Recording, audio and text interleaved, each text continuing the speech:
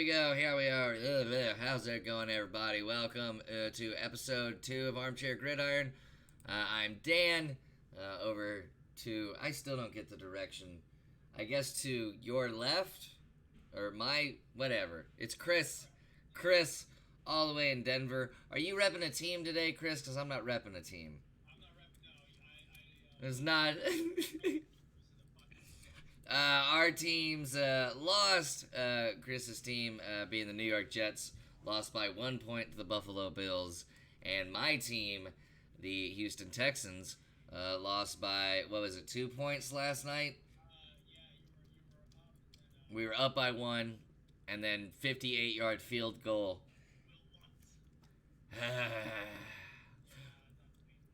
But, I mean, other than the Jets kicking game and the Texans, I want to say O line, there's only flaws I could see in those two teams.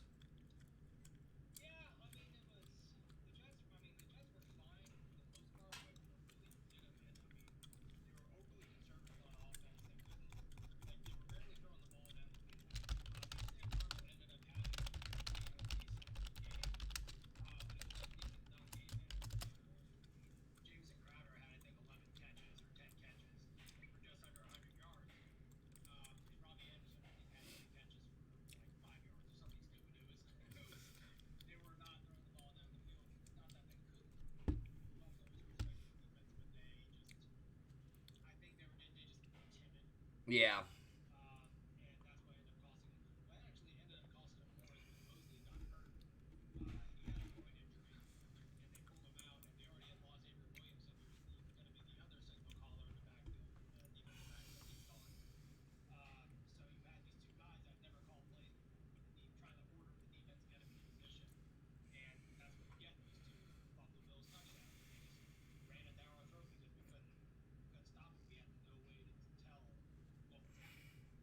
Yeah, I'm sure we'll talk about these games more as we recap last week events. But let's go with the Patriots Steelers game. This was a big game. Man, they don't have Antonio Brown yet, and they're still playing like that, man.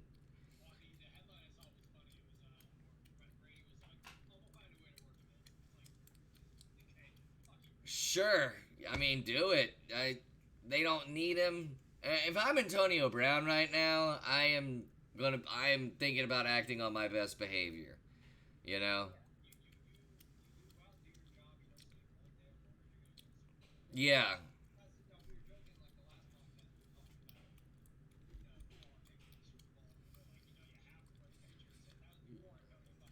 yeah. Now it's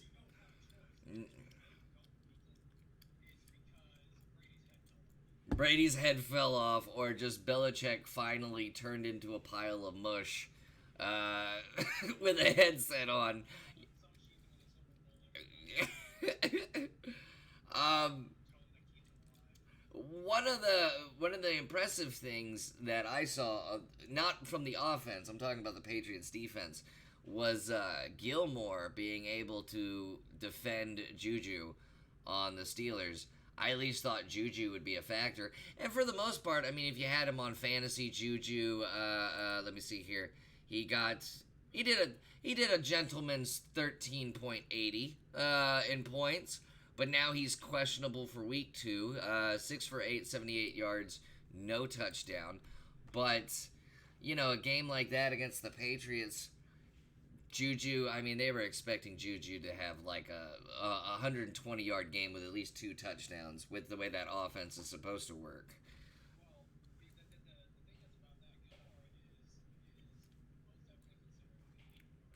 Oh, he is.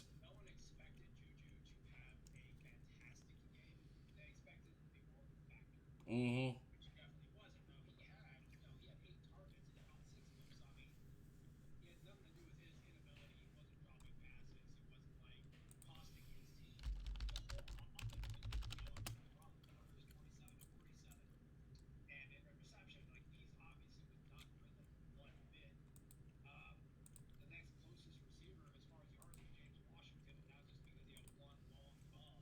Yeah.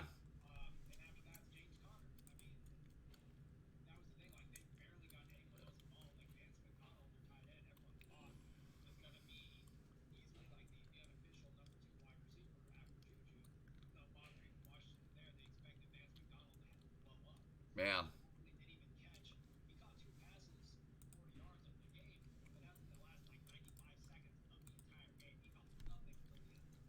Yeah.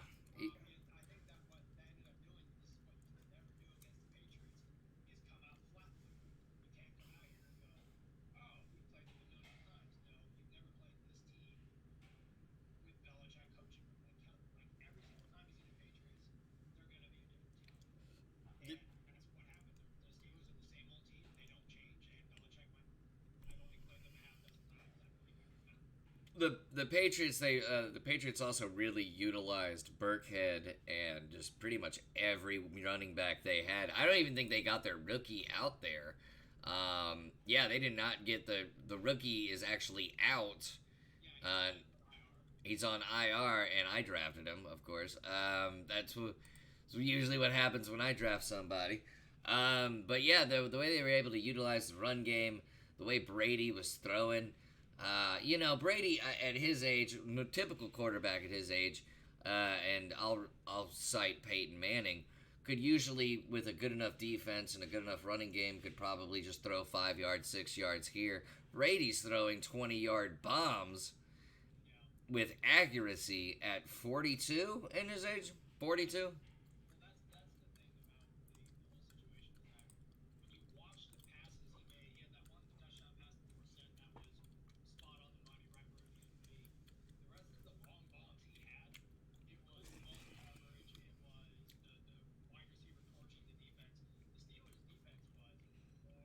Yeah, what they were. Mm. Yeah.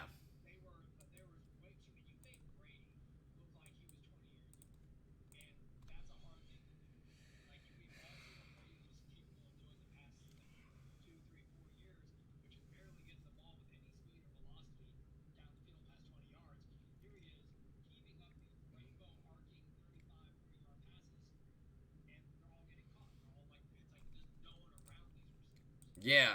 No, absolutely.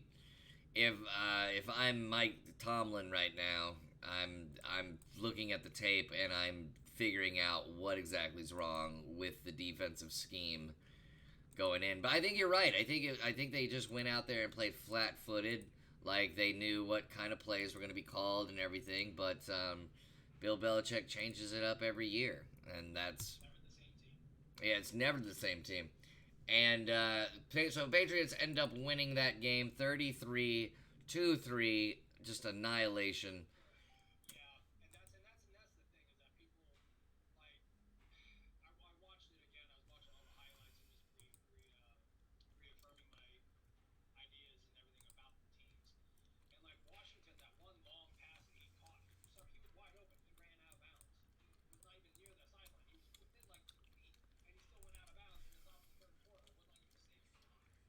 Ugh.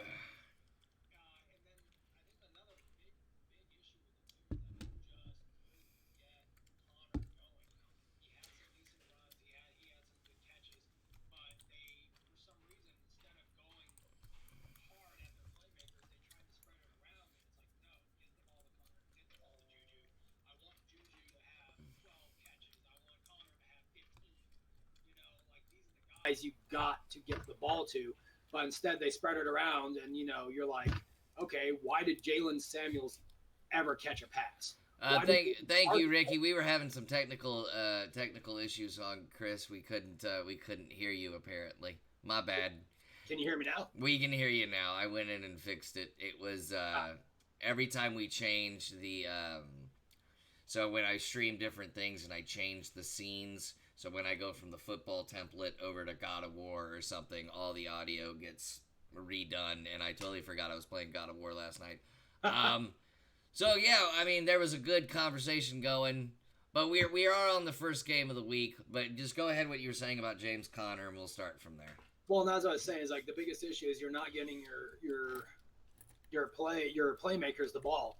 You Yeah. should never. I don't know for whatever reason you decide that Jalen Samuel should ever touch the ball or like Johnny Holton, whoever the hell that is, had 2 targets. Whoever the hell that is. Why are you targeting a guy that no one knows who the fuck they are when he's obviously barely good enough to make the team? Because I mean, unless he's a rookie, I mean, Moncrief is still the number 2 on that team for some dumb ass reason. That's yeah. It's and Ryan Switzer was in every way better than Moncrief, but Moncrief is still technically the number 2. Vance McDonald was just written out of the script essentially until the last 95 seconds. It's like, why are you not getting the ball to the guy? Yeah, Vance McDonald. I think I had Vance McDonald in my fantasy last year. He put up good numbers, very consistent tight end. Yeah, it was really confusing to me why Vance McDonald wasn't being utilized. Yep. And it's going to be, and they are going to have to look themselves in the mirror and go, let's get this shit straight, because you don't get many shots to hand the Patriots a loss, and you just choked on it. And again, like we said at the top of the show, or the top of the segment, this is before they have Antonio Brown. Yeah. And moving forward to, we're jumping around the big games today, but that was Patriots 33, Steelers 3. I could see the Patriots having another undefeated season, but cross our fingers, let's not see that. I don't want to see that. We're moving on to Texans Saints. As the fan of one of the teams here, I'm not angry at the Texans at all. I know the play right before the field goal, they played really safe zone, not zone, but man coverage. They played safe man coverage, didn't press any of the wide receivers, including Ted Ginn, which led to the 58-yard field goal. But I wasn't upset with that call, because you press them, and then Ted Ginn or one of the other receivers gets around the corner, and then all of a sudden a 58-yard field goal possibility turns into a deep pass, and then they have like a 40-yard field goal. I think they went with the best defense they could, considering what Drew Brees has as weaponry. It was just a shootout of a game is what it was, and one of those games where you didn't want to see anyone lose. Nope. But Deshaun Watson has really improved since last year in the scrambling department, the throwing department. I don't care if his line can't protect him. He can get out of it. He can scramble. Texans showed that they could be consistent scorers when they have the ball. And the defense picked off Drew Brees and caused some disruptive plays, stopped him on third down a couple times. I was absolutely happy with the Texans. It sucks that they had to lose in the final couple minutes. But yeah, Ricky, they did play a decent game, so I got to be happy about that. I think the Saints are in trouble. Like, the Saints, yeah, they won that game, but I think the Saints are in trouble because that game was at home for the Saints. You're facing, let's just face it, the Texans, before the trades, were much stronger. Like, before they started trading, they had Jadeveon Clowney, all that stuff, but they were stronger defensively with Clowney. And everybody was going into this, we were going into this thinking the Saints were going to at least win by a touchdown, and that the Texans were going to put up garbage TDs, maybe in the fourth quarter, get the score closer. But what do you think about that statement, that the Saints, I mean, we're going to have the worry, don't worry segment for fantasy, but here's the worry part for just the NFL season, and that's the Saints, I think. What do you think? No, I mean, not at all. I mean, Breeze is still Breeze. Breeze is still Breeze, but their defense is what I'm talking about. Their defense is still middle of the road. It's just went against a good offense. Eli Apple's always been kind of a trash cornerback, so whenever he's given up those big plays, that's not anything new. But, I mean, when you really look at the defense, the offense, I mean, Breeze was 32 of 43 for almost 400 yards, for 370 yards and 2 touchdowns. So that one interception he had was just fucking horrible. Like, I don't know what he was. He threw it right to Merciless. And I'm like, I don't know what you saw, what you thought you could do. But even veterans are allowed to have dumbass moments. Kamara, I mean, shit, he had 13 carries for almost 100 yards. That tells you everything you need to know about the offense. You had 200-yard receivers, both with Ginn and Thomas. Kamara was at 72. He had 7 catches for 72. Right. I mean, this offense isn't going to be a problem at all. And that's the thing, is that once you get up on a team, you can start playing defense a little differently. Yeah. So it's one of the things that I'm not at all worried about the Saints defense, primarily because this is by far not the worst defense they've ever had. Yeah. By far. And let me see here. It's 2, 4, 5. They have 5.5 sacks in this game. So that's more than respectable by any NFL standard. So many tackles for losses. They had, the one, I don't think they had any turnovers. Did they? No, there were no turnovers. No turnovers. But I mean, their defense is going to do a good job when they're able to play the defense the way they need to. And I guarantee you, they did not see the Texans coming out firing on all cylinders like they did. Yeah. So and that's part of it. They'll right the ship. And remember, this is the first game of the season. Every team is rusty, especially your starters, because they're barely playing, if at all, in the preseason. And Breeze comes out and does this. You better believe he's going to do this every single week. Probably. Hold on just one second. I'm about to say. I don't know if it's a knock at the door. Apartments are being worked on, but I think apartments are being worked on. I'm just going to ignore it. So I was going to put up...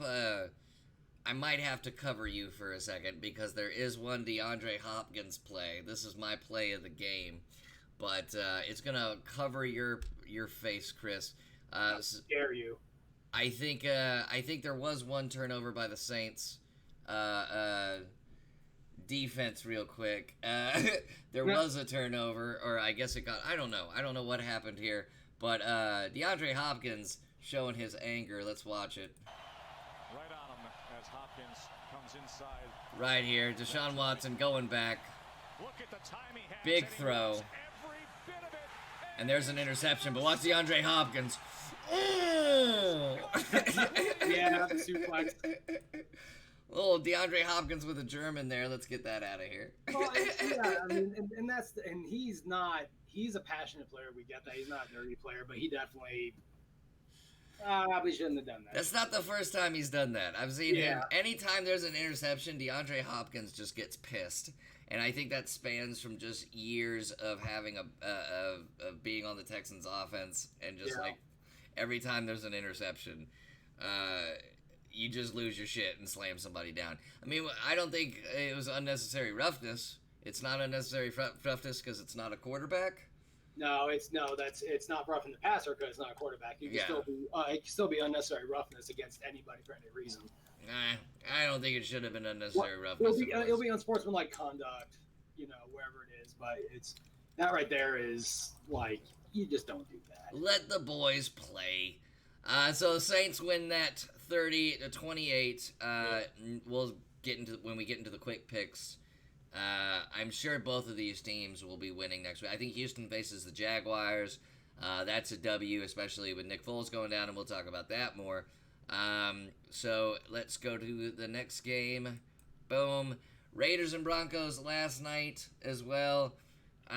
Raiders proving they don't need Antonio Brown. Broncos proving they need like 2 Antonio Browns. They need the Broncos. I don't think this had anything to do with the Raiders being a good team as much it was Broncos are going to be shit terrible this year on offense, at least. They still have Von Miller at defense, but the Broncos were just, Yeah, well, the Broncos weren't. Okay, so here's something to remember: is like Nick Fangio it's his first ever game as a head coach. Yeah, he was he was an offensive coordinator, or defensive coordinator for 40 years in the NFL. So finally, he gets a shot at being the head coach. They actually, statistically, were not bad. Flacco looked pretty solid. It's 21-31 for 268 and 1 touchdown. There's no movement, but they weren't moving the ball. They couldn't get. Well, we all saw the game last night. Well, and that's the thing too. They could move the ball, but it was kind of sporadic when they would. Yeah. It was so don't let the stat lines fool you. Like Cortland Sutton had the type of game I thought he was going to have, and I think he's going to have all year. 7 receptions for 120 yards on 8 targets. Isn't he on your fantasy Sanders looked good. team? Emmanuel Sanders looked good. He had that 1 touchdown there, pass and everything for 86 yards, 5 catches. So they have solid wide receivers. Even Philip Lindsay got in with like 4 catches, but they were just inconsistent. But Joe Flacco at QB, Ricky says. No, and I get that. I really do, because Flacco has never been spectacular.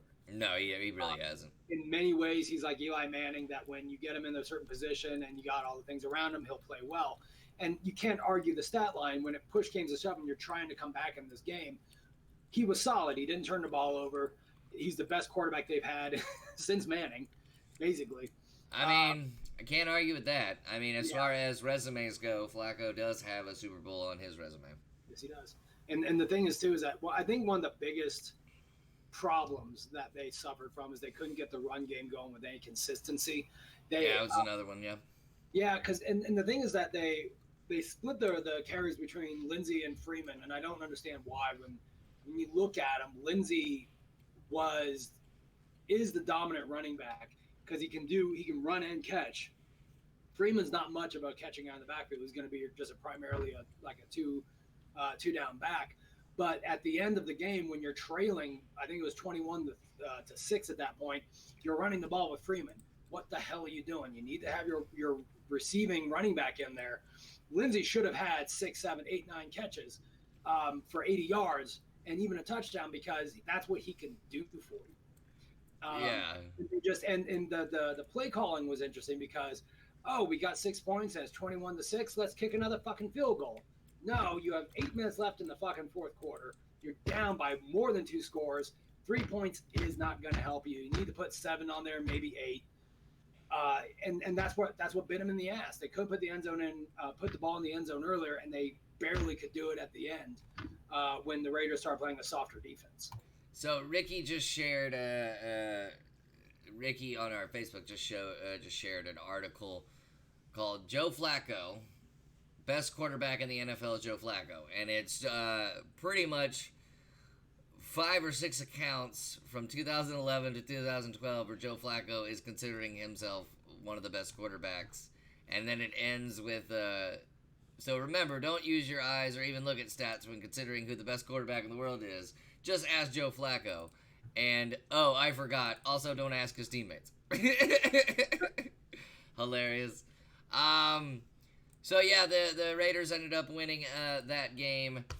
Where is it? It's over here somewhere. 24 to 16. A lot of Denver's points coming in late in the second half. And we gotta talk about Josh Jacobs there for before we move on, just because. Oh yeah, get some Josh Jacobs love out there. It's a beast. Like, I have him in basically every league I'm in, money and non-money, just because. I mean, I said this before during our fantasy draft. When we broadcast, is that Jacobs is the only game in for the Raiders. Yeah. No one, like Isaiah Crowell is his backup. He didn't even see the damn ball once. That should tell you everything you need to know about what's going to go on. And Isaiah Crowell is not bad. He wasn't bad in fantasy last year. It was surprising to see him not getting the ball last night. Yeah, well, they didn't need him, and they didn't. Is because when you got Jacobs, like some of his more yardage, because he was 23 and he had 23 carries, 85 yards, 2 touchdowns. He is like, some of those were kind of garbage time. Like they were just trying to run the clock out, which is fine. If you're a fantasy owner of Josh Jacobs, you're happy, just get yards. But he's the first rookie since 2001 in their first game to have 2 touchdowns and 100 yards from scrimmage. They're going to use him like that. The one catch he had went for almost 30 yards. Yeah. Well, I mean, that should tell you everything you need to know about him, how the Raiders are going to use him as a weapon. They're going to ball control with him. He didn't average all that many yards per carry because he had a couple of 1 yard, negative yard carries, but then he'd go off for 6, 7 yards on a burst. And they're going to do that to you. He's the only game in town, and they'll run it down your throat with Jacobs every chance they get. Also, if I would pick up Dwayne Harris on your fantasy teams. I think he's going to be big in the special teams department and probably moved up into the Raiders offense at wide receiver. He's going to get moved up and see a lot more catches because Dwayne Harris last night on special teams, it looks like his speed's finally come back since he was with the Cowboys. He's really fast, really evasive, elusive. I don't know. If I was just y'all, I'd pick up Dwayne Harris and put him on your bench, see what he's doing in the next couple of weeks. But yeah, the Raiders 24, Broncos 16. Let's go to the next game. Oh, goodness. Which game is this? Oh, this is Baltimore and Miami. Ooh, this game was bad. I'm just gonna share this. We're gonna analyze it if there's anything to analyze. But Baltimore won this 59-10. This game was so bad for Miami that reports coming out that players were on the phone with their agents from Miami wanting to be traded. That the coaching staff and the office is being accused of purposely tanking. I mean, we're not even. The first game, the second game, the first week wasn't even over. Week 1 wasn't even over. Nope. And the Dolphins are being accused of tanking. Ingram, got him on my fantasy team. Good day for him. Very good day for Mark Ingram. It was, let me see here. Let me look up the stats. 14 carries, 107 yards, 2 touchdowns. He put up 22.70 points for the week in fantasy. Jackson also doing a good job this week. I mean, was it just because they were facing the Dolphins? I don't even want to know. If you had the Dolphins defense started this week, I'm so sorry. Yeah, no, and that's the thing too, is that this is an anomaly. This is not going to be every week for the Ravens. Mainly because if you look at it, I mean, yeah, Jackson was, 17 or 20. You can't be much more efficient than that. He had 17 completions for 324 yards and 5 touchdowns. Yeah. That is not going to happen all the time. No, it's not. Ever again for him this season. And a lot of that came off of Ingram being able to run, and Ingram's production was able to come from, they piggybacked off of each other. One fed the other one. And then like the whole rushing game was a beast. And when you got Anthony Levine, who I don't know the hell this is, had 1 carry for 60 yards. I believe he's the lead singer of Maroon 5. Let's go with it. And then Gus Edwards, your backup running back, has 56 yards. Like overall, you had almost 250 yards rushing total with everybody. And that's why I'm saying that's an anomaly, because Lamar Jackson literally only had 3 carries for 6 yards. You know who had more rushing yards than him? Robert Griffin III. Yeah. 9 yards. Like, that's what should tell you this is a weird game. Do not bank on this every week, because you don't get to play Ryan Fitzpatrick every single week. But you can pretty much say that if your team is facing the Dolphins, you can expect your team to put up good numbers this year for the time being. Don't bank on it, just because when teams get desperate, shit happens, and you take the day off and then you end up losing. It's a trap game, as they call it. Trap games, exactly. But there's still a fair amount of talent on that Dolphins offense and defense. So it's like you just have to just be wary. They could come back and bite you in the ass if you're not paying attention. Hopefully they're not being traded even as we speak. Ricky says the Ravens were definitely missing Joe Flacco. Yeah. Back on Joe Flacco again. And Ricky also says you have to appreciate the talent of Hollywood Brown. That's right. The Ravens have Antonio Brown's cousin, and it obviously runs in the family on that talent. The other Ole Miss wide receiver. Yeah. Excuse me. That's Marquise Brown. Excuse me. That's Oklahoma. My bad. AJ was with the Titans, I believe. Marquise Brown. And that's the thing. I don't think anyone saw Marquise Brown coming back from the injury the way he did. There was a big question mark about him. It's kind of why he fell a little bit in the draft. 4 receptions, 147 yards, 2 touchdowns off of 5 targets. Yeah. And an anomaly, possibly. He's not going to put up that type of production. I'm not saying he's not going to get 100 yards or touchdowns every week, but he's not going to do it on 4 receptions. And this is a runaway game. This was just an ass whooping. 59-10, and accusations of tanking to get better draft picks. Well, Brian Flores, and that's the thing, people are already forgetting. Brian Flores now has 2 firsts and 2 seconds this upcoming draft, and then 2 firsts and 2 seconds in 2021. So the thing is that people like, oh, they're tanking. It's like, yeah, I can see why you'd say that. Brian Flores is from the Belichick tree, right? Coaching tree. He was a defensive coordinator for a while. And to show the kind of respect they have for him, they didn't replace him when he left. Belichick's just calling the plays. They decided not to get another defensive coordinator. Flores came out openly and said that he's offended that people think they're tanking. He has more respect for the game than to tank. He would never do that to his players. He's gonna go out and try to win every single week and that's the thing with the addendum with what he has. He's not the GM. No. And most of the relationships, people are trading. The GM's the one that makes the trades, and the head coach kind of has to suck it up and take it. So unless you're Bill O'Brien, right, certain coaches have that sway. I mean, needless to say, Belichick is also the team's GM, so he's the one that's control of all that shit. But ultimately, that's what your relationship's going to be: is the GM makes the plays and gets you the players, and you're the coach, and you have to coach them. So, I mean, I don't get any team going into week one planning to tank. I think everybody goes out there week one. Now, mid-season, okay. But beginning of the league, no. But this is how bad the Dolphins are that accusation even comes out. And it's not even like it was put out from the internet. It wasn't like it was coming from Reddit or anything. This is, this is the locker room of the Dolphins just being so pissed off. Yep. And just so beaten and defeated that players are assuming themselves. I guarantee you, I know two people that are happy. Laramie Tunzel and Kenny Stills. No joke. Yeah, even though they lost to the Saints, at least they didn't get their asses whipped 59-10. Stills got to get a touchdown, and that was the thing. The past few years with the Dolphins, Stills was as immensely talented as he was because he was traded to them from the Saints. There was no going with Ryan Tannehill as your quarterback. So finally he gets to go to Deshaun Watson, and it shows in the first game he gets that touchdown, 73 yards and a touchdown. Yeah.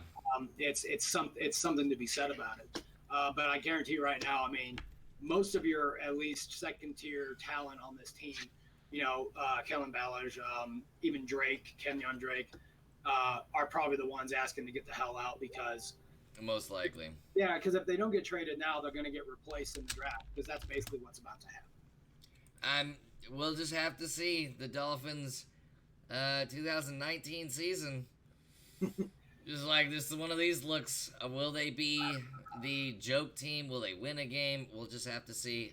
Next game going right now. Oh, I decided to do this for the Cowboy fans because. Okay, so the Cowboys, this was America's Game of the Week on Fox. I don't know what that means, but Fox wants to let me know. They routed the Giants 25-17. This Cowboys team looked good. And this isn't one of those I'm sure next week they'll be terrible. Dak Prescott had a lot of great weapons. Dak Prescott, the first Cowboy since Craig Morton to finish with a perfect passer rating. It was on the Cowboys offense. It was just like you could just dump anybody the ball and they're gonna get a first down or a touchdown. Jason Witten scored a first touchdown. He had a 15-yard game. It was okay, but it had a touchdown with it. The Giants offense was going good there for about a quarter and a half and then just fell off. Was this the Cowboys looking good, or was this the Giants still being inconsistent? It's a little bit of both. The Giants, as much as nobody wants to state it, they are that is true. Prescott is playing like he wants a contract extension. Yeah, he is. It's the Giants are rebuilding, and nobody wants to use that word because you really start rebuilding when you got Saquon and so on and so forth. Of course you do. But you have those pieces that are there. Evan Ingram is going to get an extension here probably in the next year or two because he is that good as a tight end.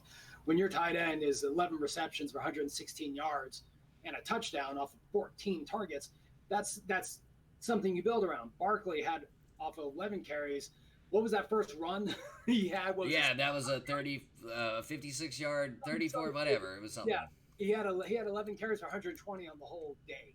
He averaged almost 11 yards per carry. And that's the thing, is that even Eli did not play all that badly. He was 30 for 44, 306 and a touchdown. Now, you got to temper that. Like, where was that the first 3 quarters? Yeah. It was you had it that first score, and it's like everyone kind of got surprised, like, what the hell happened? The Giants just went up, and then, excuse me, not the first 3, the last 3, because it just went off. It's not that he played badly, but the Cowboys had 3 forced fumbles. Yep. They 3 passed. Excuse me. How many passes defense? Oh, I have their defense on my fantasy league. So they allowed 17 points. Only had 1 sack, which was surprising. 3 forced fumbles and 2 fumble recoveries. No interceptions or anything like that. But they did force 3 fumbles and recover 2 of them. Yeah. Even if you're not recovering that 3rd fumble, you're disrupting that offense. Correct.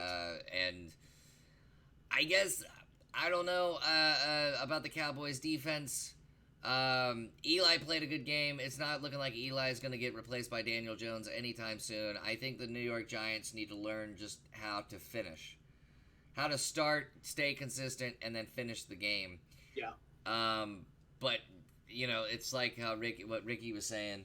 Dak Prescott was playing for a contract. Also, the Kellen Moore play calling, though it was good for that situation that he was in. I want to see Kellen Moore's play calling when the game is tighter, when there's 2 minutes left in the half, 2 minutes left in the 4th quarter. What plays is he calling then?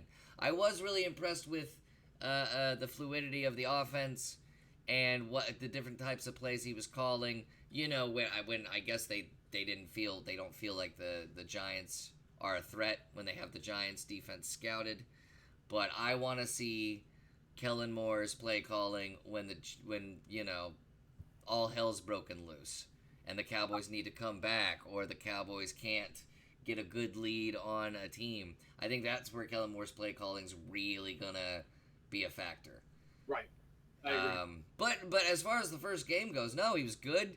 I'm glad he's calling the plays and not Jason Garrett. It was definitely an improvement on Jason Garrett's play calling, Right. Zeke, of course, $90 million extension, still playing and worth the $90 million. Who on the Cowboys stood out to you, Chris? I know you don't necessarily like the Cowboys. No, I hate him with a fiery passion, but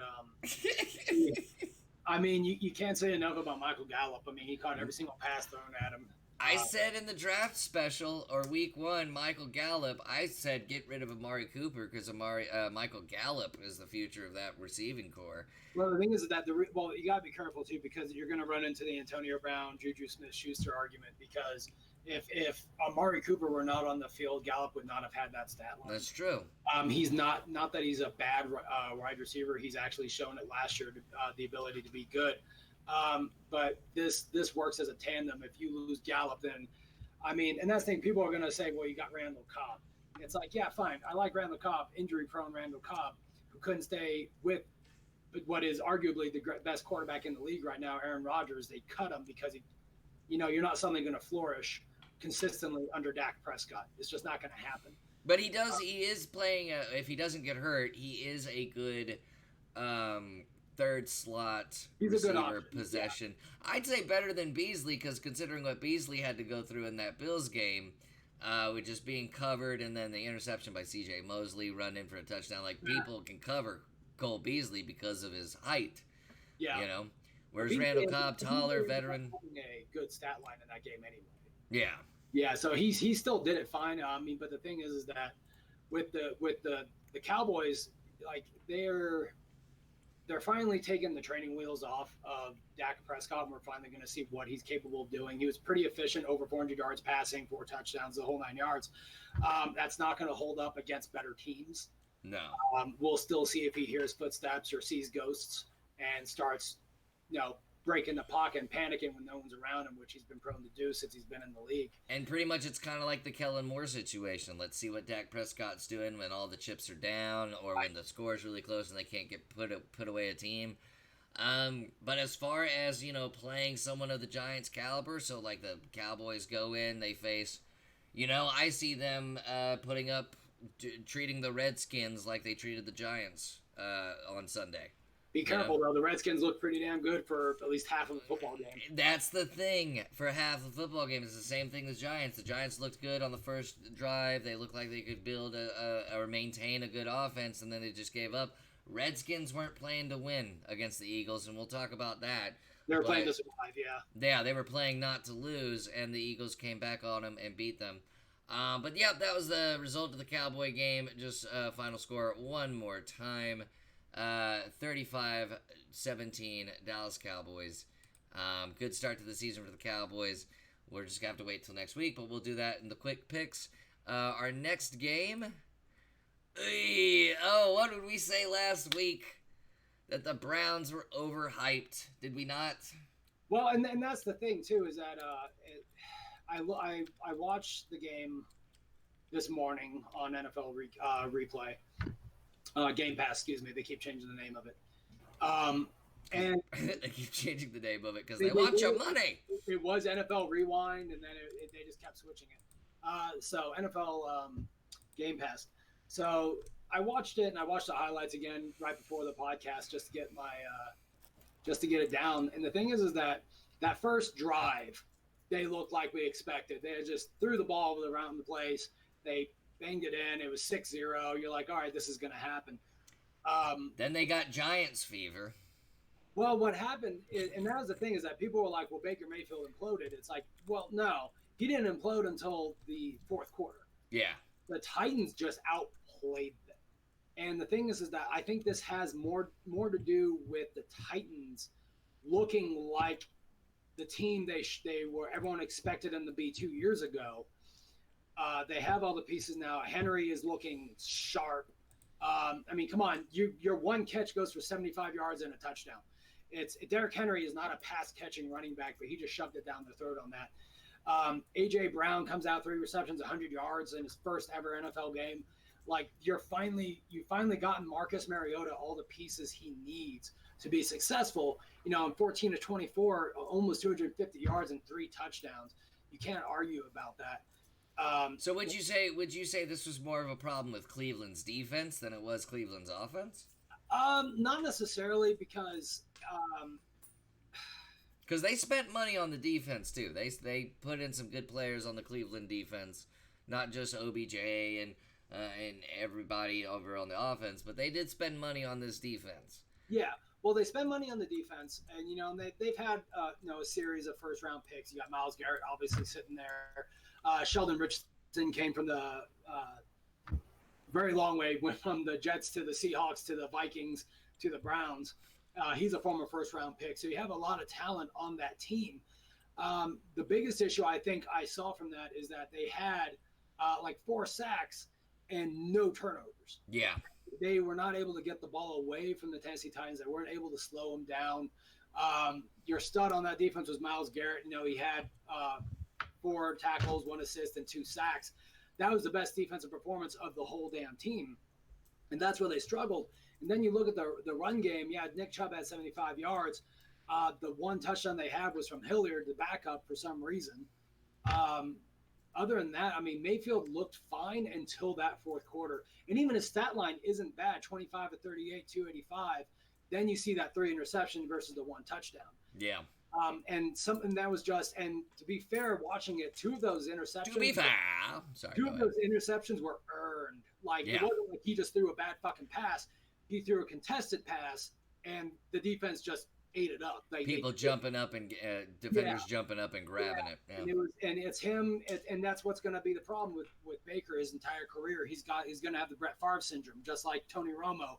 I'm going to sling it. I think I can. Oh shit, it's coming the other way. Yeah, but Tony Romo and Brett Favre passes, those slinging passes had to be 100% accurate. Yeah, and if they're off by 6 inches, it's an interception, and that's what's about to happen. I did quote Letterkenny, Ricky. I did quote Letterkenny. To be fair, I did. So that was Titans 43, Browns 13. I still see an 8-8 team with the Browns. I think it's just going to be one of those teams where they're going to win one, lose one. All going to be. I think after this week they'll get a more consistent offense. But Baker is still a young quarterback, and I think this is an 8-8, 9-7 team. I think. Well, the next week game is going to be horrible because they have to play the Jets. They have to play the Jets. And so a lot of predictions have been that Sam Darnold was going to have a better sophomore year than Baker Mayfield, and at least through the first game. That's true. We're going to be highlighting it. We're going to be talking about it. So one of the fun things about it is that Sam Darnold hasn't thrown an interception in something like 200 of his past attempts going back to last season. So that's something to be said about his protecting the ball. You can't say that much about Baker Mayfield, obviously, but. So let's go into week 2, the week 2 games. Nice little new graphic. Yeah, I found out how to make great graphics on here. Aren't you proud of me? Proud of me, Ma? So here we go. We've got, let's take the text off. Boom. So our Thursday night football game this week in week 2 is Buccaneers-Panthers. Who do you see? Who do you got? I'm going to go with Buccaneers on this. Oh, no, not at all. Only because of the Panthers' new... Have you seen that? Did you see that video of the Panthers, their new handshake? It's boom, boom, and then pelvic thrust to each other. Well, you can be Cam Newton, who is dressing like fucking Medea during his press conferences. Like, the man's wearing a sun hat and a scarf around his head and like big, like, Audrey Hepburn glasses. It's like, what the hell are you doing? Yeah, he looked like a Daredevil villain. I'm not gonna make any accusation. I'm not gonna suggest anything about Cam Newton. I'm just gonna say, Cam, live your truth. Live your truth. There's plenty other players in the NFL who are, and you're too big to fail. So if you decide to live your truth, no one's gonna judge you. That's beautiful. But now, I'm sure he appreciates that. Yeah, he's wearing like a ninja mask right now. I mean, fucking essentially. But the thing is, so Buccaneers, Jameis Winston's horrendous. He is just not.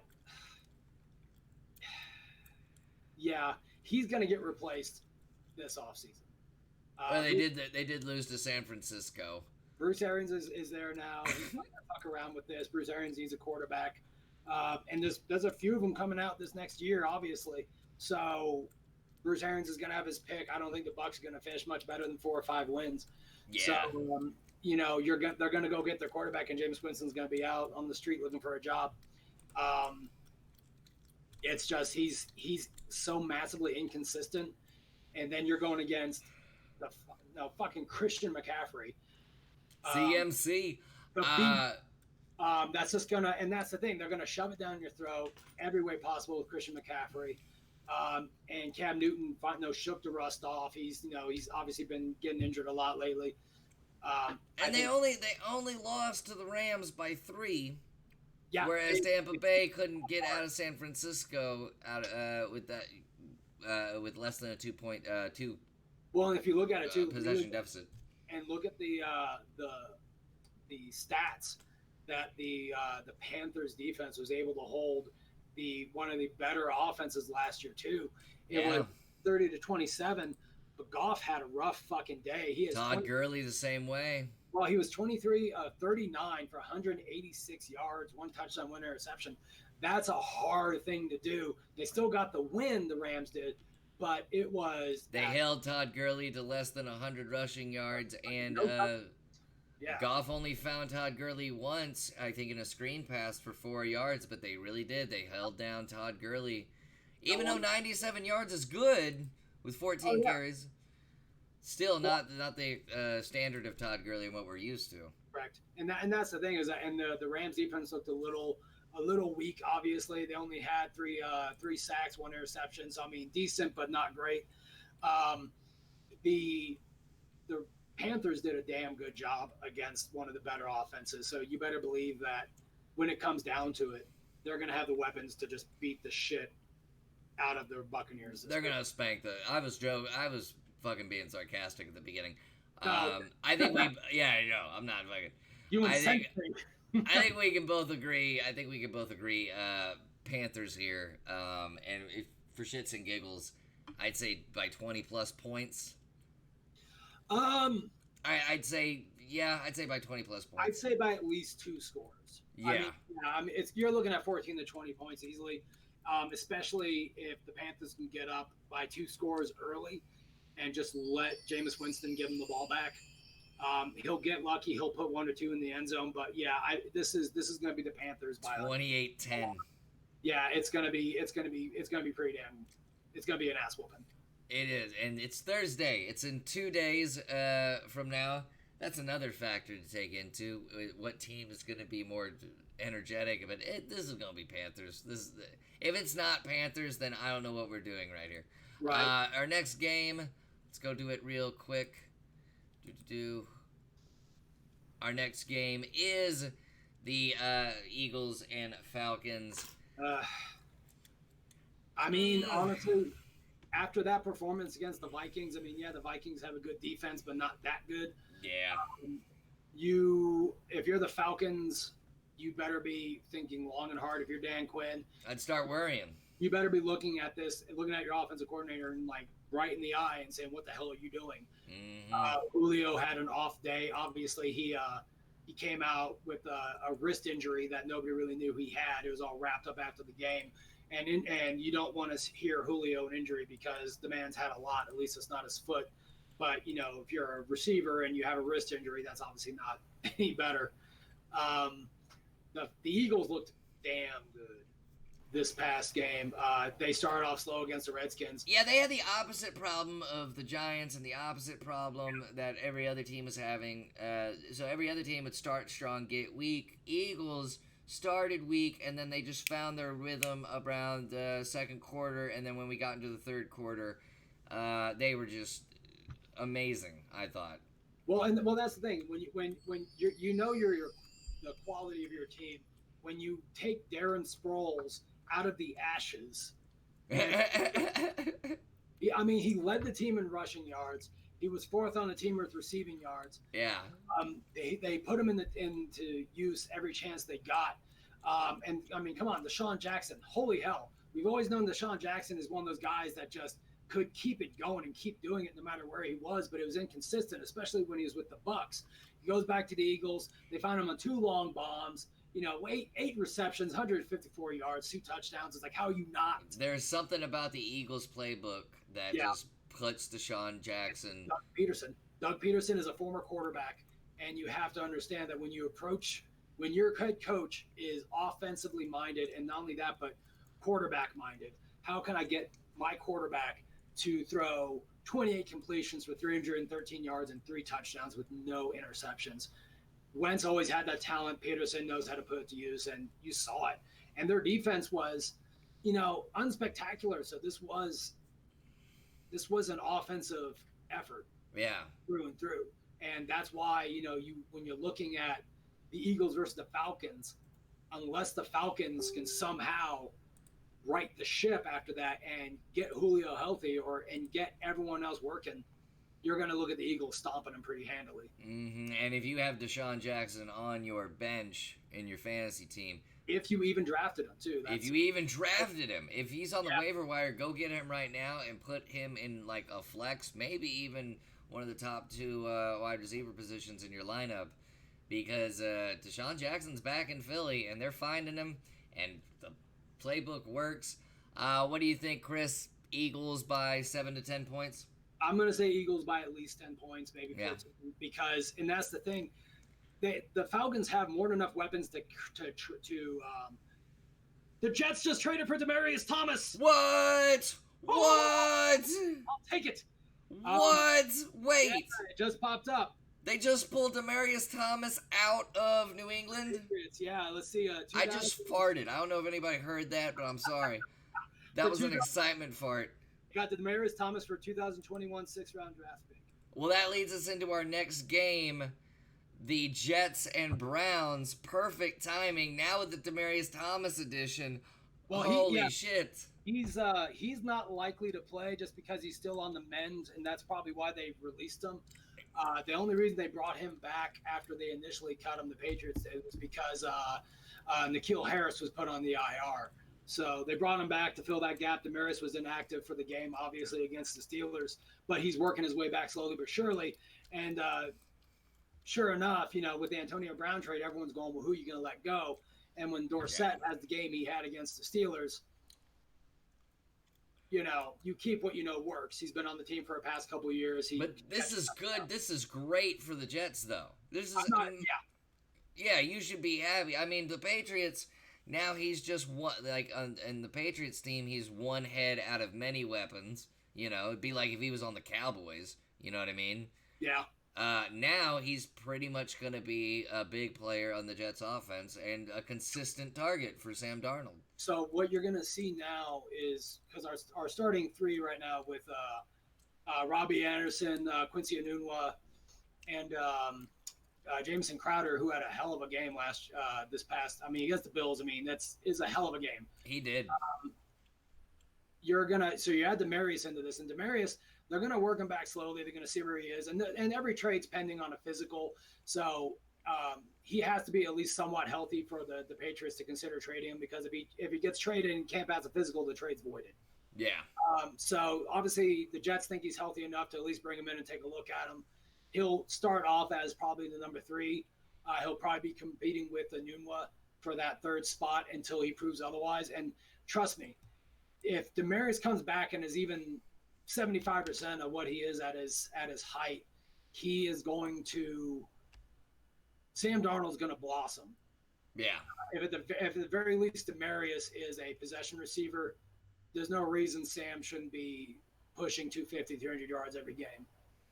Exactly. So, and yeah. Ricky just asked what happens with Robbie Anderson, Jameson Crowder, and you just answered it keenly. Yeah. Honestly, yeah, nothing really happens to them. Demaryius Thomas is just an added target for Sam Darnold. This isn't about finding like that elite wide receiver or anything. It's pretty much like that Dallas Cowboys offense mentality. Just add weapons and pretty much get Sam Darnold the ball to whoever he wants to. I think they beat Cleveland. Chris is on fire here. Chris, yeah, he doesn't like to brag about it, but Chris is actually a former writer at Jet Press. Former writer, used to write about the Jets. I was on the Drew Pearson show for a couple episodes. It was a mistake. I was drinking a lot. It didn't last. But it did not last at all. When you drink with Mark Colombo and Corey Proctor before the episodes air, it leads to bad things. But I see the Jets beating the Browns. I see it as a slugfest. I think the Browns will have something to prove. Yeah. And it will be a slugfest. But I do see the Jets, especially if they're able to get Demaryius Thomas in there very quickly, pending a physical. If he plays, he'll be only in for a few series, a few snaps. They're going to work him in slowly. But what's going to happen? The Jets have their secondary is weak. It's their biggest weakness right now. They were able to get to the quarterback a lot, and do a lot of disruptive. Had a lot of disruptive plays against the Bills. The Browns are not the Bills. The Browns have a fuck ton more weapons. I mean, right now the way I look at it is that Jarvis Landry and Odell are going to chew up the Jets secondary. The biggest factor in this is going to be turnovers. I think the Jets will win the turnover game. I think it'll be close. I think when you get to the running backs, it's going to come down to who can control the ball longer and score more points with the ground game, and I think that's going to be the Jets. So I think, and not only that, but they want to avenge being the first team to lose to the Browns last year and breaking their losing streak. I don't think it'll be I think it'll be like 24-21. That seems like it. Yeah, I'm going to go with that score as well. I think the Jets will pull it out. I think Le'Veon, they're going to take all the reins off of him. He'll easily go for 100 yards, probably 150, 160 yards from scrimmage, and at least a touchdown. So, Ricky says, did not know that. Would explain how Chris knows Brian DeAugustine. Yeah, I went to college with Brian. No shit. Oh yeah, I forgot about. Hey, Chris should just host this show. I shouldn't even be on this. I'm just like, I like their colors more. No, Jets 24, Browns 21. I'd say that's a fair score. Let's get into the quick picks, which it's really not like a lot of analysis. We're just going to go throughout the rest of the games of week 2, pick who we think is going to win, and also the fantasy impact, if any, that we could put out there. So Cardinals versus Ravens. We're gonna have to go with the Ravens. Kyler Murray's debut, season 1 game, not as good as Cardinals fans would like it to be, and then the Ravens week 1 performance against the Dolphins. Just, what do you think, Chris? Ravens on here? It's again, like I said before, I'm doubling down on it. You can't expect that type of game from Lamar Jackson every single week. And the biggest thing people forget is the new starting starting middle linebacker for the Cardinals is Terrell Suggs. So if anyone knows Lamar Jackson well enough, it's going to be him, his weaknesses, his tendencies. Kyler showed, him and Kingsbury both showed they can come back and be competitive. I think it'll be tighter. I do think the Ravens pull it out based purely on experience and all-around talent. If Ingram can have another ball control day, David Johnson he's still trying to find his role in this Cardinals offense. Kingsbury, again, that was his first ever NFL head coaching game. Going against Harbaugh, you got to give me the Ravens by at least a touchdown. Gotta give it the Ravens. All right, next game. Not America's game of the week, but a big rivalry game, Cowboys-Redskins. These two games, this specific NFC East rivalry game, throw the records out the window. After what I saw with the Cowboys offense, though, I would have to think that this is going to be a slugfest, maybe, but I see the Cowboys at least winning by 3-7. But 3 to 7 points. Possibly, yeah. I don't think it's going to be a blowout. The Redskins are still trying to figure themselves out. I mean, obviously, when you got Keenum as your starting quarterback over Haskins. And also start Zeke for this game.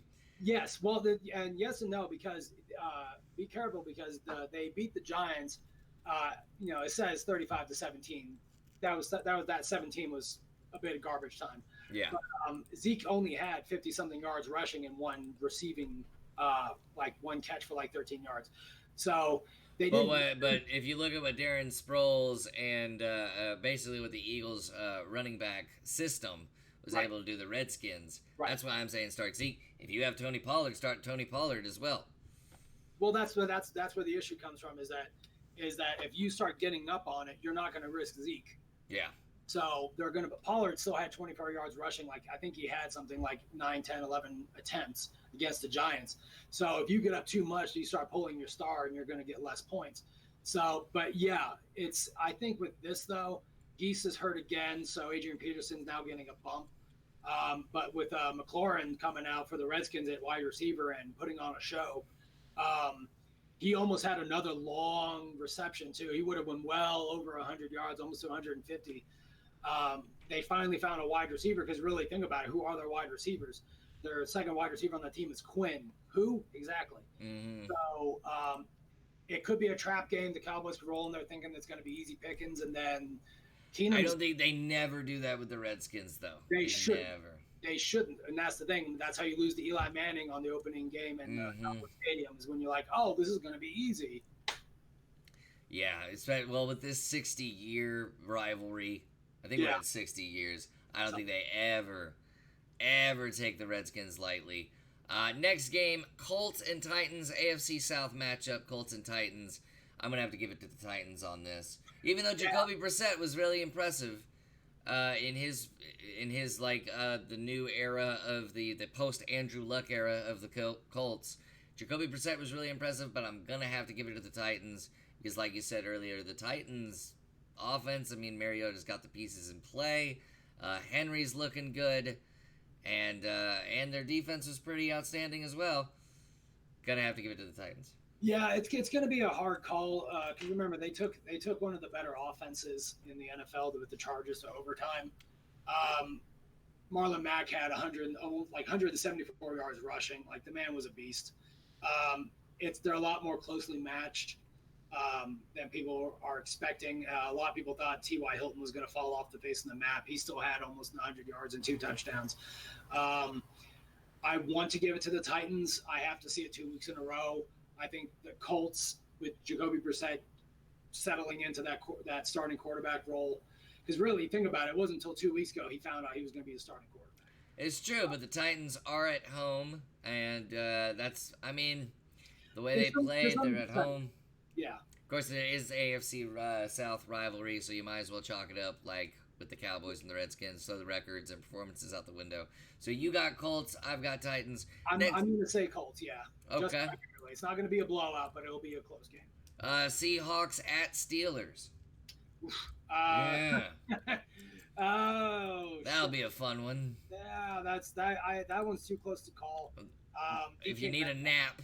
I mean, DK Metcalf came out and showed why he shouldn't have been passed over, and that's only in his first game. And seeing what the Patriots did all over that Steelers defense, Russell Wilson's going to do the same. I think the Steelers offense is better off. They'll do better against a weaker Seahawks defense. Oh, they'll have to after that Patriot showing. They have to, but the thing is, I don't know if they're going to be capable of it, especially if they're without T.J. Watt, depending on the severity of his injury. I have to go with the Seahawks through and through. They just have better wide receivers as a whole roster. At this point, a better producing quarterback, and I have to go Seahawks by at least a touchdown. All right, going to welcome some new viewers in both chats. I'm Dan. This is Chris. This is Armchair Gridiron. We're doing the quick picks of week 2, or what we consider quick, because we could analyze every game for a fucking hour if we wanted to. Next game is Bills at Giants. I think New York takes this one. They're going to be sour from their loss against the Cowboys. They're going to be at home. Bills, though, they did win by 1 point against the Jets. Yeah. You know, you put in the other New York team, and you got Saquon Barkley. Yeah, I mean, I think the Giants have a considerable more amount of weapons than the Jets do, plus the Giants' defense. I don't think it's going to be by a blowout, maybe like a 7 to 10 point win for the Giants, but I do see the Giants taking this at Buffalo. What about you? I'm the exact opposite. The Buffalo Bills. You think the Bills are going to okay. The Bills are going to put the Giants over their knee and spank them until they're raw. Okay. So, yeah, and that's the thing is that right now they found their running back with Devin Singletary. He is a 3-down back. You know, he had 70 yards rushing off of 4 carries. Tells you everything you need to know about his rushing ability against a good Jets defense, a good front seven that does not give up rushing yards all that easily. And he still contributes in the passing game with 5 catches, again, against a better defense than the Giants. Josh Allen is still figuring his shit out, but he's still put up 250 yards and a touchdown plus 1 rushing. You don't get that with the Giants. John Brown came out for the Bills, looked really good with 7 receptions, 123 yards. Cole Beasley showed up. The Bills out-muscled the Giants, and it's going to be by at least 10 to 14 points. I'm still going with Giants. You can't convince me. I believe in you, Eli. I believe in you, Eli. Eli looks like if Forrest Gump just sat down and realized how fucked up Jenny was. That's what Eli looked. Next game, 49ers, Bengals. This is going to be one of those, if you're in the area, this game will be on your TV. Yeah, no shit. I'll go with the Bengals. I mean, Garoppolo came back, looked shaky in his first game, starting in a while. Barely had over 150 yards passing. Yeah. There's not much of a running game to talk about considering the injuries going on. So Breda and Mostert are your 2 running backs right now. It's rarely a good thing. Rarely. Sometimes it is. But when George Kittle's your leading wide receiver and he's going with 54 yards. Yeah. That's not a good thing. The Bengals showed up in a huge way. No one saw them even getting close to 20 points, but Andy Dalton looked like a fucking god. He had 51 pass attempts, over 400 yards, 2 touchdowns, no turnovers. And John Ross out of the fucking darkness, the void of wide receivers that almost busted, he comes out and has 158 yards and 2 touchdowns. Tyler Boyd shows up. Uzama shows up. Even fucking Giovanni Bernard shows up. I think this is the Bengals easily. Yeah, I think this is the Bengals as well. Next game, Chargers at Lions. That one, it's going to be interesting because the Lions actually flexed their muscles a little bit. Against, weren't they against Kyler Murray? And yeah. They're the first tie of the NFL season. There were 3 overtime games, and this was a tie. So we're going to be seeing a lot more of these as the years go on. But Stafford looks solid. I mean, it's hard to argue with him. He's always been a decently solid quarterback. Almost 400 yards passing, 3 touchdowns. Hawkinson came out as a rookie tight end with 131 yards and a touchdown. Amendola out of the fucking darkness of wide receiver hell, over 100 yards and a touchdown. Yeah, Amendola and Matthew Stafford look like a great connection. Galladay looks great. Their offense looks pretty solid. The running game can use a little help. I've never been a fan of Kerryon Johnson, but as long as you're getting about 50 yards, you get 100 yards as a combined team, you're doing all right. Yeah. It's a hard call for me on this because I think the Lions can do well. I don't think you're going to beat the Chargers. Phillip Rivers has been a stud since day one. Keenan Allen and Melvin Gordon, who exactly? You don't need him. You got Eckler. You got Justin. Ricky says John Ross was a top 10 draft pick. Yeah. Well, I agree, but he's never shown up. He had sparks and moments, and this could just be another spark or a moment. But he was meant to come in and replace AJ Green, and he never could. It's true. So we'll see what happens if he does it for this game again, goes over 100 yards and even a score, because he still had like 3 drops in the game. Yeah. If he can go off again for another good stat line, get into those triple digits as yardage and even a touchdown, then I'll start believing it. But as far as the Chargers lines, I'm going to have to go Chargers, not by a lot, but I think the Chargers go to 2, get a win. I'm going to go with the Lions, just to be opposite you. I see how it is. Well, no, I mean, I don't know. Lions are at home. I really liked what Matthew Stafford and Danny Amendola were able to do together. Just that Lions offense looks considerably better than years past. Next game, Vikings, Packers, another NFC North matchup. Man, the way the Minnesota was yesterday, or not yesterday, but Sunday, it's hard for me not to pick Minnesota. But in Lambeau Field, it is Aaron Rodgers. Aaron Rodgers, they at least walked out. They at least walked out barely with a win against Chicago, but Chicago's offense was so terrible. Yeah, well, that's Trubisky for you, but but that's the thing. You have to go Vikings all the way on it. I'm going to. Regardless of it, the Packers still only got 10 points against what is considered the best defense in the NFL. But then you see what the Vikings did against should be one of the better offenses in the NFL with the Falcons. And it's a rivalry game on top of all that. Yeah. So I got to give it to the Vikings winning in Lambeau by at least 10 points. So both of us for the Vikings. And this one, you know who I'm going to pick. Jaguars at Texans. I'm going Texans. Not because they're, my team or anything. But in a week 1 shocker, Nick Foles went down. Broken collarbone. Yeah. That Minshew guy, he's all right. He's okay. Well, he was fine. The likelihood of him starting is low because right after that injury, they went out and traded with the Steelers for Dobbs. Oh, see, I didn't know that. Yeah, so I think they should give Minshew that shot because he did come out and perform admirably. It's hard to argue that he didn't step into a shit situation against the Kansas City Chiefs of all fucking teams and hang his balls out there. He really hung them out there. I mean, and here's the thing too. He was 22 of 25. Think about that. Yeah. Never played an NFL game starting in his life.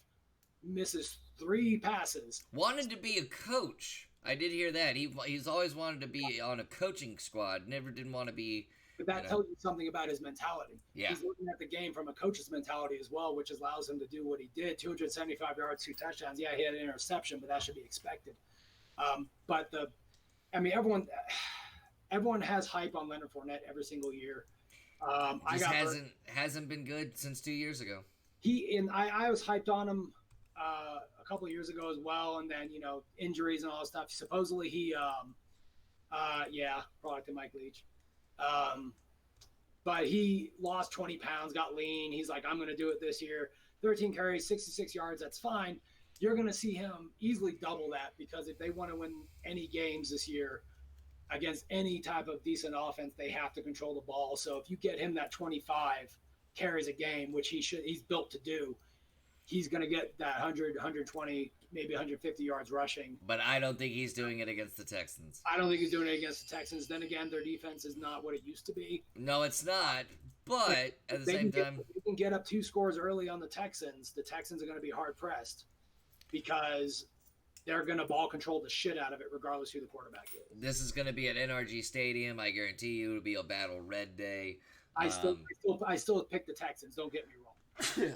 I'm still picking the Texans, but I think if the Jaguars do any scoring, it's going to come into the second quarter, and the Texans are going to I think the Texans are going to win this by like 3 touchdowns.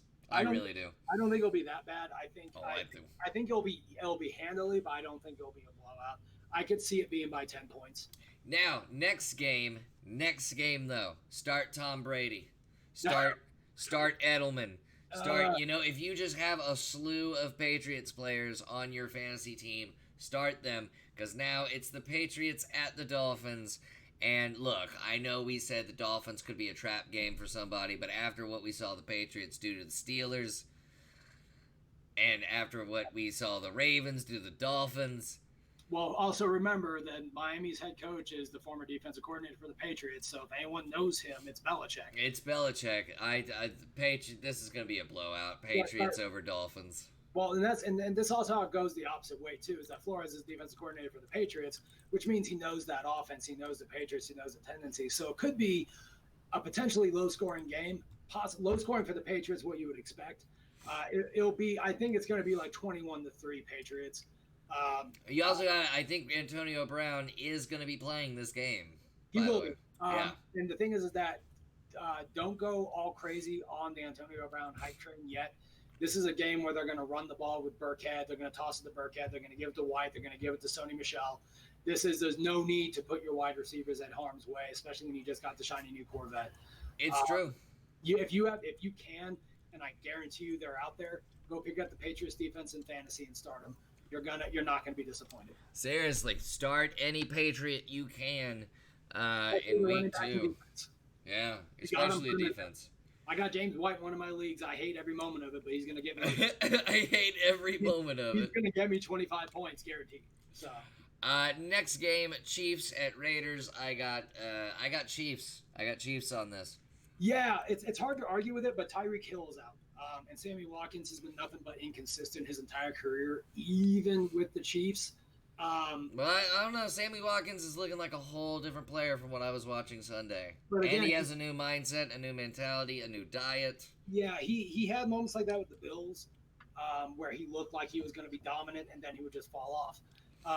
But I don't think he's going to be able to do that in that Chiefs offense. I think also, again, rivalry game, you got to be careful of those. How's it going, Colette? Just saying hi. Just saying hi. And the thing is that, like, looking at what the Raiders were able to do with Tyrell Williams and Josh Jacobs, I think you're going to see Josh Jacobs get a lot more leeway with his they're going to give him a lot more touches. Tyrell proved himself being able to catch it, and we didn't mention it when we recapped the game. Darren Waller, their tight end. Oh, yeah. 7 catches, 70 yards, wherever the hell it was. Looking really good. They have weapons. I do think the Chiefs pull it out. I don't think it's a blowout. It's now 7 to 10 points Chief victory. I think it's going to be high scoring. I think it'll be 35-28 Chiefs. Also, Tyreek Hill's collarbone injury, not like Nick Foles, does not need surgery. Will probably be back week 4 or 5. So if you're a Chiefs fan and you're worrying about the consistency of Sammy Watkins, I wouldn't worry for too long. And I think Sammy Watkins is actually... I think Sammy Watkins, when the time needed, he needed to step up, and he stepped up. I think he's going to have a more consistent year this year. He's a must start. You have to start him if you have him in fantasy. Oh, yeah. No, I have him started, baby. 198 yards. You got to him every single week. 198 yards and 3 touchdowns. I had won my fantasy game before the second part. It was the second game's hit. Next one, Saints versus Rams. Woo! This one's interesting. This will be a 3:25 game on Fox. Yeah. This is probably America's game of the week on Fox. Well, this is the rematch, obviously, of the NFC Championship game. Mm-hmm. And this is the first game they get to play each other when you can now challenge called and uncalled pass interference plays. What do you think about that? About that? Good. Good? Okay. Because the thing is that there's many different philosophies on it. I shouldn't say there's only two. But, some people, like usually baseball fans, are, human error is part of the game. Yeah. Part of umping, part of reffing, the whole 9 yards. However, that's before you had the technology to see something. Before you had replay, before you had the ability to do it. And if you have it, why not use it? And so we saw in the championship game last year when it was blatant.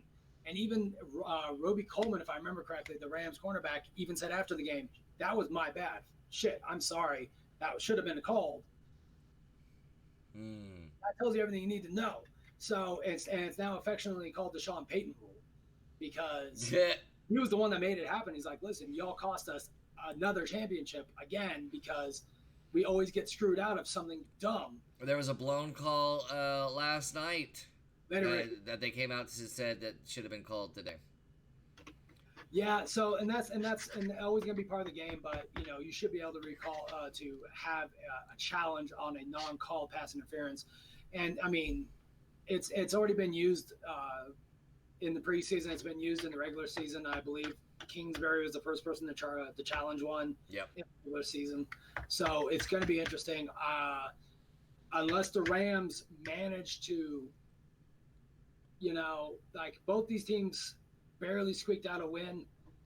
I think the Saints, based off of pure anger and revenge, take this in Los Angeles by 6 points, 7 points.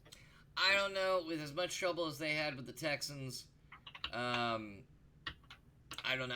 I'm going to go with the Rams on this. I thought the Rams, even with their win against Carolina by 3, and I know the Saints won by 2 over the Texans. This Rams at home, I'm going to have to go with the Rams. Next game, not America's game of the week. Bears and Broncos. Yeah, I mean... This is going to go Broncos. No, this is Bears all the way. Is it with Trubisky? Well, no, here's the thing, is that you got the number one defense in the NFL, right? It's hard to argue. See you later, Ricky. Thanks for tuning in. It's hard. You can't argue that the Bears are the number one defense in the NFL. The Broncos, while Vic Fangio is still figuring out his way in the world, Vic Fangio was also the Bears defensive coordinator for the past few years, so to think that he would not know the weaknesses in that defense would be... Oh, I'm not saying this is going to be a blowout. I think this is going to be field goal fest. Broncos 9, Bears 6. I don't think that at all. I think what you're going to see is I think you're going to see a 21-14, 24-18 game. I'm going to give it to the Bears mainly because I think they get Montgomery going, Terry Cohen going. Allen Robinson had a pretty good game last week despite Trubisky. When it comes down to the defenses, Chicago can give up scores. Like you saw last week, they gave up at least one. I think Vic Fangio settles in as the head coach of the Broncos and puts up some more points and lets Flacco and the offense go a little bit off. But I think it's got to be the Bears. All right, and I'm going Broncos, and that concludes Quick Picks. Now for our final segments. Let's do the worry, don't worry. Bam! Now, what's going to happen is you're going to mention the 2 players on the worry side in the order that you told me. And you have to look it up. Give me a second. I didn't have to look anything up here.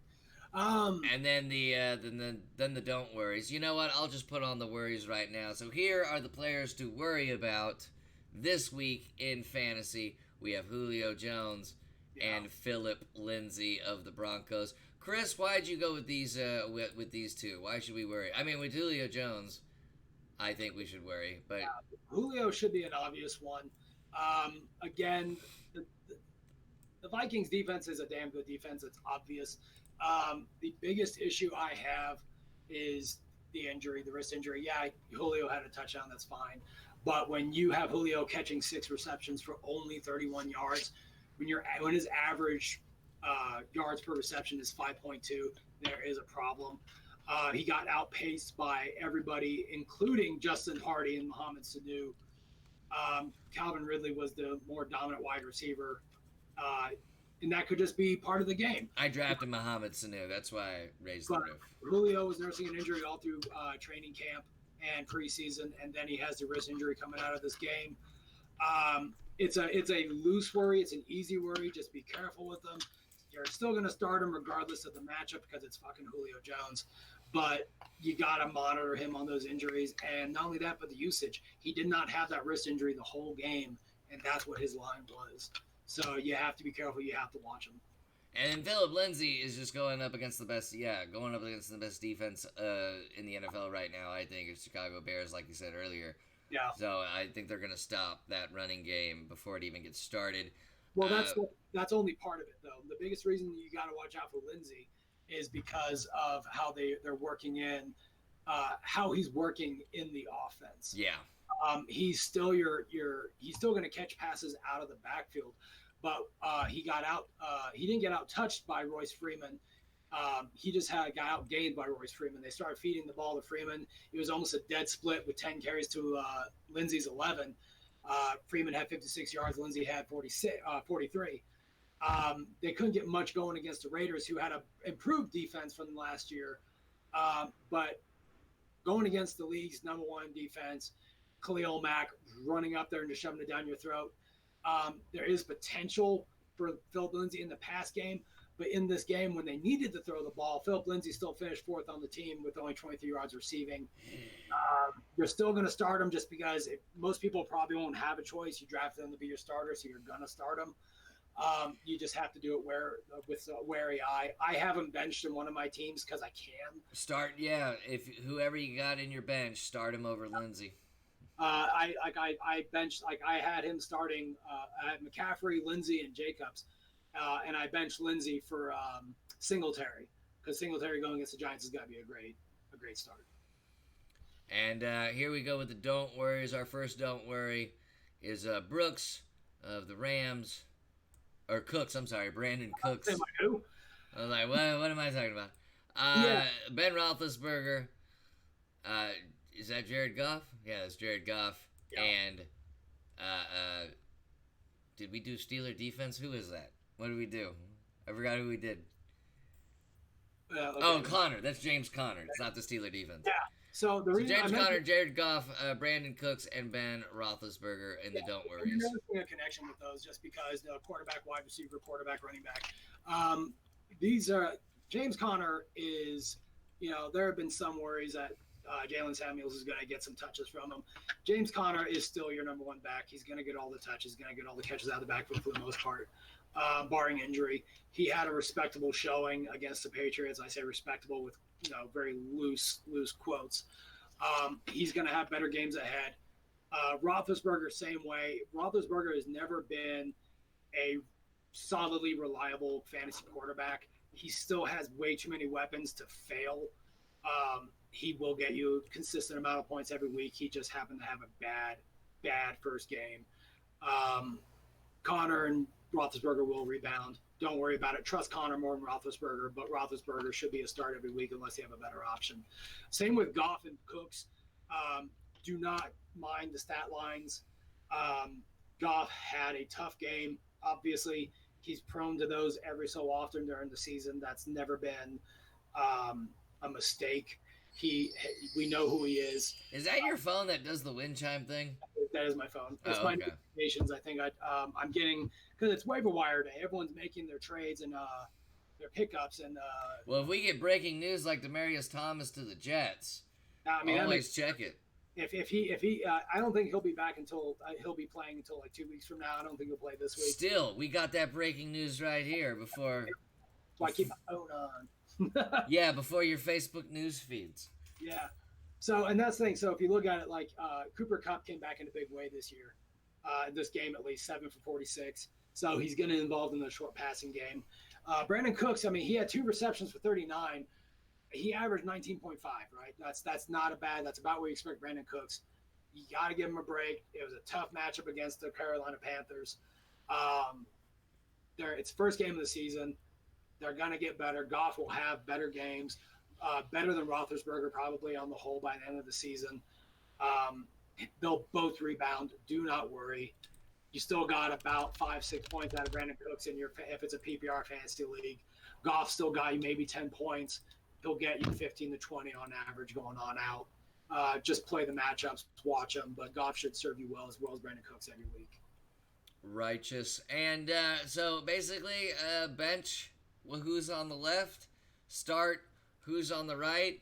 And I didn't make a scene for it, but we should get to the talking point. Talking point was how many injuries we had this week. And this is our final segment, the talking points.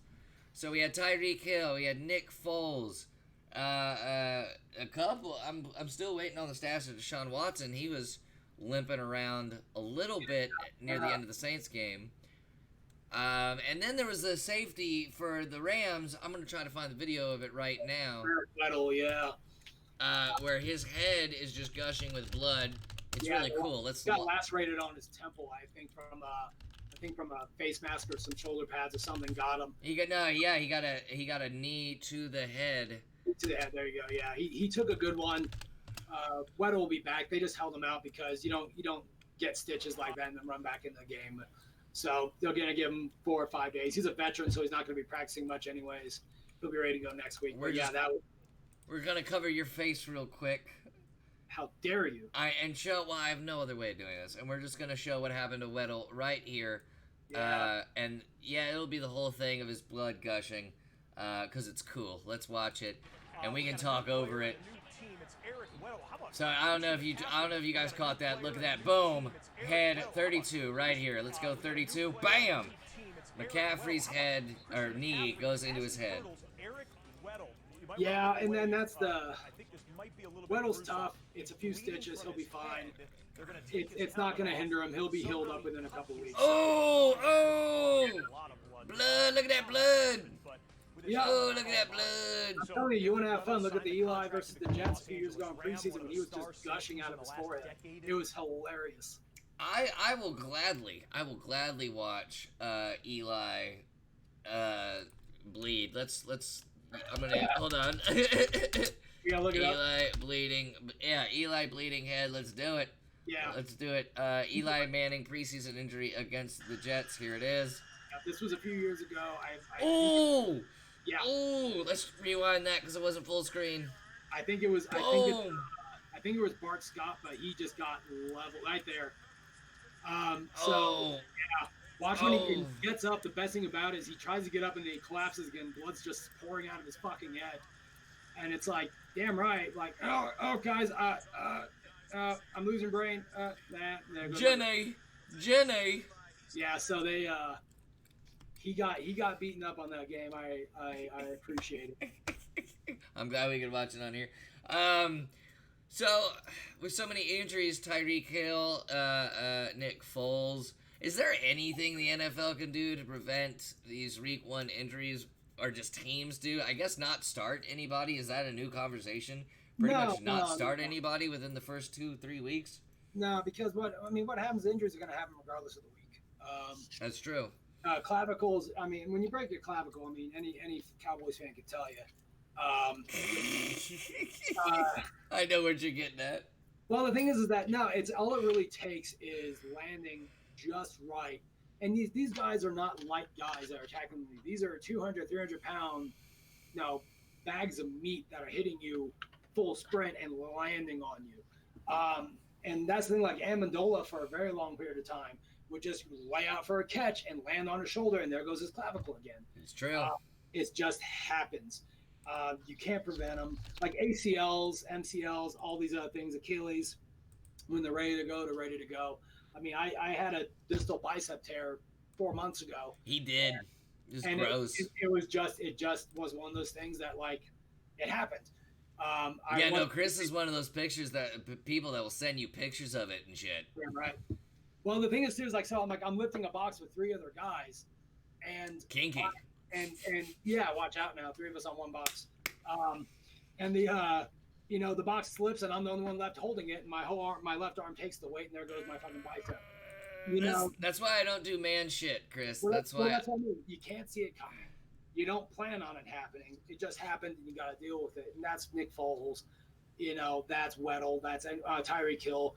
You didn't see it coming. There's nothing you could have done to prevent it.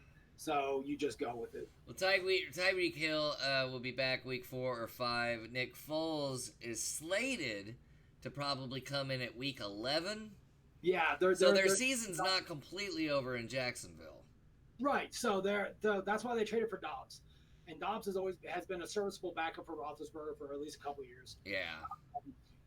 So I don't know if he's going to roll in and start this week. I think they'd go with Gardner again, just because of his familiarity with the offense and his ability to play the game. And then they'll kind of see where they are from there.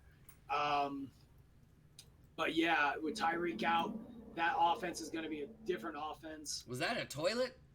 No, I'm looking at. I'm trying to find information on it on NFL.com, and it autoplays videos. Oh, okay. Yeah, so it's a hard call. There weren't so many injuries this week. It was just big names. It was really big names, yeah. Surprisingly, all the Patriots running backs got out of the game without an injury, because that's kind of what they're known for. If you're a Patriots running back, that's why they have so many, because you're going to lose them to injury. And Tom Brady at 42 walking out injury-free, Yeah. But it's been, week 1 of the NFL, probably the most exciting week 1s in history, especially, even with injuries and stuff. I think the game of the week, what would you say was the best game in week 1? And we'll close it out. We'll close out the show on that. The best game of week 1? As far as excitement. As far as excitement. And close scoring and. Pure, so I think for storyline, it's Detroit, Arizona, just because. Ooh, okay. It's Kingsbury's first ever game head coaching. He had no NFL experience prior to this. Going against Matt Patricia's defense, Matt Patricia, come on now, longtime Patriots defensive coordinator, and coming back and tying the game. Like, it was a comeback, but it wasn't a comeback for the win, so we need to temper that. It should never have gotten to that point in the first place, especially if you keep claiming you're going to open up the playbook and everything you've seen in preseason is not what you're going to see in the regular season. So I think for that, it was intriguing. But I think ultimately the best game played this week was Houston, New Orleans. For the offense, for Houston coming back at the ass end of it, getting that 1-point lead, and New Orleans having to kick what it ended up being a 58-yard field goal. His long was 57. He could have cleared that at 63 yards, honestly. Will Lutz is great, and that's the thing, is like, and those are the games. See, and that's the thing. Even if it's a Patriots-Cowboys Super Bowl, which God help me, I hope never happens, as long as it's a good game. You would root for the Cowboys. I would. I'd much rather enter the 6th level of hell than the 7th. There we go. Yeah, and that's the thing. As long as it's a good game, that's all any fan ever wants from a football game.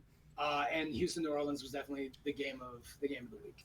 Yeah, Houston, New Orleans game of the week as far as competitive goes. And I'll throw out moment of the week. We talked about the Cowboys. I think the moment of the week was Jason Witten catching a touchdown. He got like a huge pop, a huge ovation.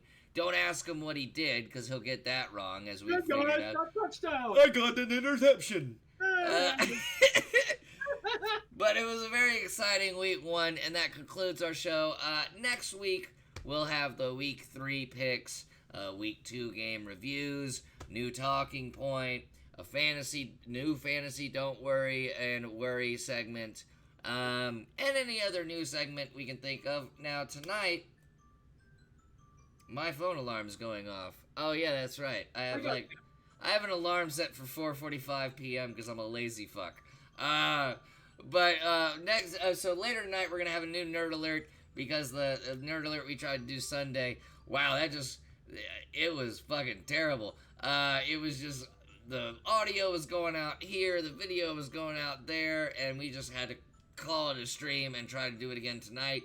So we'll have a new Nerd Alert tonight and a new Armchair Gridiron next week. Chris, thanks for being here.